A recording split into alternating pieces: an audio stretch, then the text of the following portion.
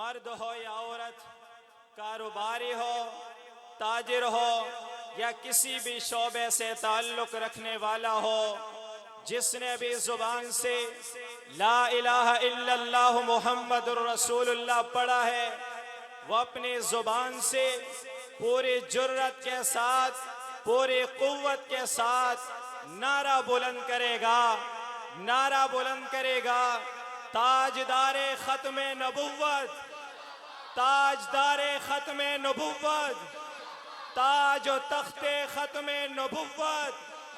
یہی ہمارے اکابر کا مشن ہے۔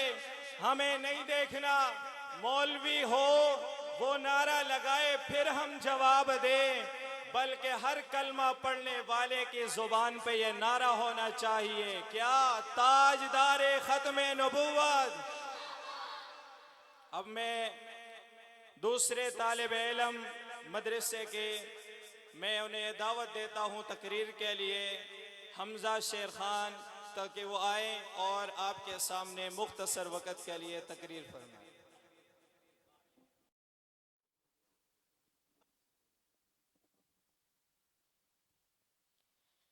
الحمد لوليه والصلاة لوليها، أما بعد فأعوذ بالله من الشيطان الرجيم، بسم الله الرحمن الرحيم، إن هذا القرآن يهدي للتي هي أقوم، صدق الله العظيم۔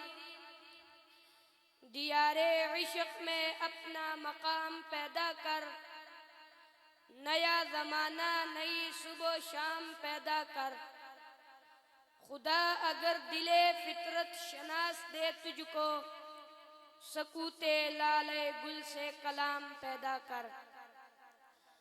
تیرا تاریخ امیری نہیں فقیری ہے، خود ہی نہ بیچ فقیری میں نام پیدا کر۔ انتہائی واجب الاحترام محترم محتشم ذی وقار حضرات علماء اکرام، نوجوانوں، اسلامی معاشرت میں دینی مدارس کی ضرورت اور اہمیت کیا ہے؟ کوئی بھی ہوشمند مسلمان اس سے ناواقف نہیں کہ ان مدارس دینیہ کے ذریعے نہ صرف اسلامی معاشرت، اسلامی اخلاق و خصائل زندہ ہوتے ہیں، بلکہ اسلامی علوم و فنون کی ترغیب جیسا مبارک عمل بھی اس معاشرے میں جاری رہتا ہے۔ تیری یہ بات بھی روز روشن کی طرح واضح ہے کہ قرآن و حدیث کی تعلیمات کے بغیر کسی اسلامی معاشرے کی بقا اور قیام کا تصور بھی نہیں کیا جا سکتا۔ اسلامی تعلیمات ہی پر کسی اسلامی معاشرے کی بنیاد اور داغ بیل ڈالی جا سکتی ہے۔ قرآن و حدیث اسلامی تعلیمات کا منبع ہے، اور دینی مدارس کا مقصد اس کے سوا کیا ہے کہ اسلامی تعلیمات کے ماہرین، قرآن و حدیث پر گہری نظر رکھنے والے علماء اور علوم شرعیہ اسلامیہ میں دسترس رکھنے والے رجال کار پیدا کیے جائے، جو آگے مسلمان معاشرے کا اسلام سے ناطہ جوڑنے اور مسلمانوں میں اسلام کی بنیادی اور ضروری تعلیم عام رکھے۔ بلا شعبہ مدارس اپنے اصول مقصد میں 100% نہ ہی صحیح تاہم ایک بڑی حد تک کامیاب رہے ہیں۔ یہ علم و ہنر کا گہوارہ، تاریخ کا وہ شاہپارہ ہے، ہر پھول یہاں ایک شعلہ ہے، ہر سر یہاں مینارہ ہے، کوثر یہاں رک جاتے ہیں، طوفان یہاں رک جاتے ہیں، اس خاک فقیری کے آگے شاہوں کے محل جھک جاتے ہیں۔ معاویہ کے یقین سے روشن ہے سادات کا سچا صاف عمل، آنکھوں نے کہاں دیکھا ہوگا اخلاص کا ایسا تاج محل۔ ان مدارس نے ہزاروں مفسر، محدث، متکلم، محقق، منظر، معلم، مبلغ اور سیاستدان، صافی، شاعر، ماہر تیار کیے، ہزاروں علماء، صلحاء، اتقیاء، اذکیاء اور کابر شیوخ پیدا کیے، جن کے تذکرے سے ایمان کو تازگی، زبان کو پاکی، روح کو سرشاری، فکر کو وسعت، نظر کو ٹھنڈک، دل کو حلاوت، عقیدے کو پختگی اور عمل کو شائستگی کی دولت نصیب ہوتی ہے۔ اسی لیے مفکر پاکستان، شاعر شاعر مشرق علامہ محمد اقبال رحمۃ اللہ علیہ نے فرمایا انہی مدارس کو اسی حالت میں رہنے دو، غریب مسلمانوں کے بچوں کو انہی مدارس میں پڑھنے دو، اگر یہ ملا نہ رہے تو جانتے ہو کیا ہوگا، پھر جو ہوگا اسے میں اپنی آنکھوں سے دیکھ آیا ہوں، اگر ہندوستانی مسلمان مدرسوں کے اثر سے محروم ہو گئے تو پھر اسی طرح ہوگا جس طرح اندلس میں مسلمانوں کی 800 برس کے حکومت کے باوجود آج غرناطہ اور قرطبہ کے کنڈرات کے نشانات کے سوا اسلام کے پیروں اور اسلام کے تہذیب کے آثار کا کوئی نقشہ ہی نہیں ملتا۔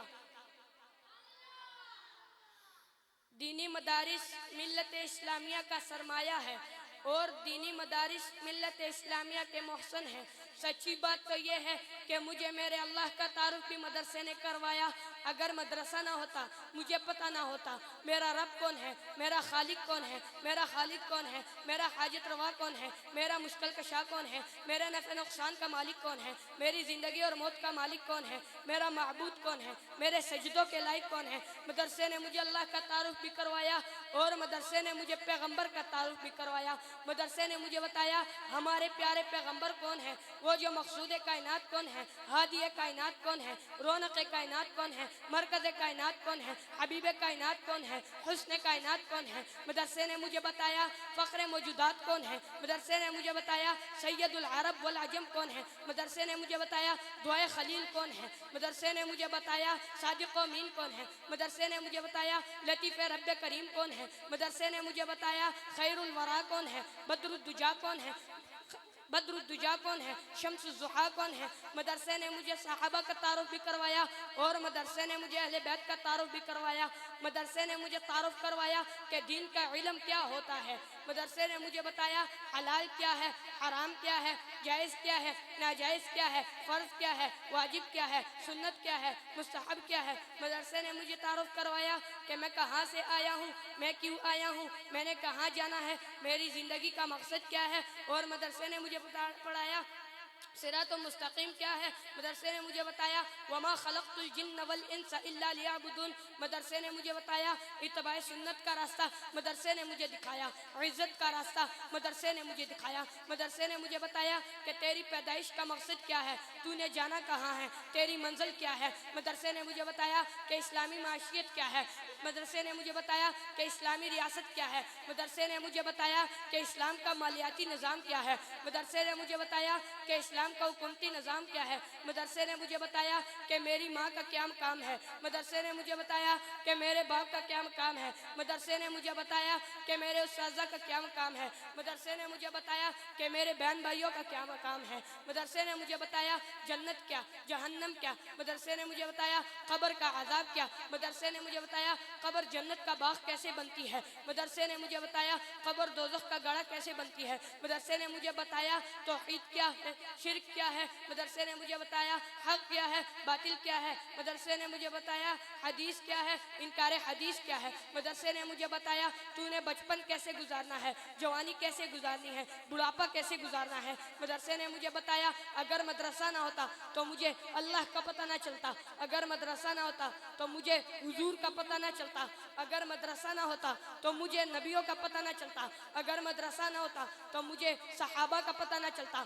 اگر مدرسہ نہ ہوتا تو مجھے اہل بیت کا پتہ نہ چلتا، اگر مدرسہ نہ ہوتا تو مجھے حلال کا حرام کا پتہ نہ چلتا، جائز کا ناجائز کا پتہ نہ چلتا، اگر مدرسہ نہ ہوتا تو مجھے صدیق کی صداقت کا پتہ نہ چلتا، اگر مدرسہ نہ ہوتا تو مجھے فاروق کی عدالت کا پتہ نہ چلتا، اگر مدرسہ نہ ہوتا تو مجھے عثمان کی سخاوت کا پتہ نہ چلتا، اگر مدرسہ نہ ہوتا تو مجھے حیدر کی شجاعت کا پتہ نہ چلتا، اگر مدرسہ نہ ہوتا تو مجھے حضرت معاویہ کی سیاست کا پتہ نہ چلتا، اگر مدرسہ نہ ہوتا تو مجھے کیسے پتہ چلتا کہ عبداللہ بن مسعود عبداللہ بن عمر محدث اعظم بنا تھا، اگر مدرسہ نہ ہوتا تو مجھے کیسے پتہ چلتا کہ عبداللہ بن مسعود فقیہ امت بنا تھا، اگر مدرسہ نہ ہوتا تو مجھے کیسے پتہ چلتا کہ بلال حبشہ کا عام غلام تھا، موٹے موٹے ہونٹ تھے، رنگ کالا تھا، آنکھیں اندر کو دسی تھی، لیکن جب وہی بلال پیغمبر کے دین سے وابستہ ہوا اتنا اعلیٰ ہو گیا، اتنا اعلیٰ ہو گیا کہ چلتا مدینے کی گلیوں میں قدموں کی آہٹ جنت میں سنائی دیتی۔ اپنے لہو سے روشن کر دی گلیاں اس ویرانے کی، اپنے لہو سے روشن کر دی گلیاں اس ویرانے کی، گرچہ تنگ بہت ہے راہ شہر وفا کو جانے کی، جان تھی 100 وہ بھی دے دی پھر بھی رہے شرمندہ سے، جان تھی 100 وہ بھی دے دی پھر بھی رہے شرمندہ سے، دل والے خود ہی لکھیں گے کہانی اس افسانے کی، وما علینا الا البلاغ المبین۔